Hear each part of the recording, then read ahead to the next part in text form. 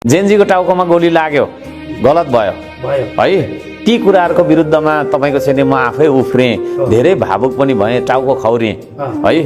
जेनजीको टाउकोमा गोली हान्न गलत हो कि होइन? गलत हो। हान्नेलाई पक्र्यो, ठिक छ है। तर त्यो जेनजीलाई स्कुलको ड्रेसमै आइज तपाईँको चाहिँ आन्दोलनमा भनेर बोलाउने मान्छे गल्ती हो कि होइन?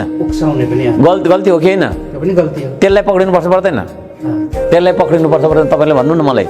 हैन, सबै दोषी जति सबैले पक्रिनु पर्छ। हो, डिस्कोर्टमा विभिन्न तरिकाले डिस्कोर्ट मार्फत त्यस्ता अबोध बालकहरूलाई आन्दोलनमा जानुपर्छ है भनेर आह्वान गर्ने मान्छेहरूलाई पनि पक्रिनुपर्छ, कानुन अनुसार कडा कारबाही गर्नुपर्छ।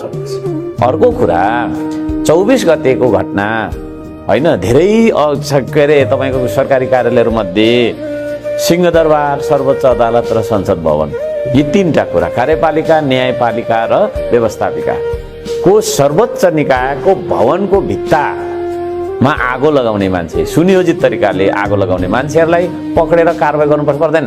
तपाईँले भन्नु न मलाई। हो, यही तीनटा कुरा हो।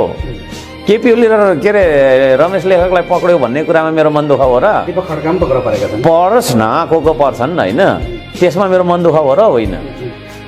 तर डिस्कोर्टमा योजना बनाउने अनि त्यो योजना अन्तर्गत तपाईँको 24 गतेको घटना घटाउने मान्छेहरूलाई पनि खोजेर कारबाही गर्छ गर्दैन त सरकारले?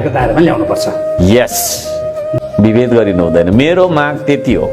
अब त प्रश्न भयौँ नि हामी, अब त प्रश्न भयौँ नि हामी। ल हाँसौँ अब। तपाईँको हाँसो मनपर्छ। हुन्छ, धन्यवाद। हुन्छ, धन्यवाद।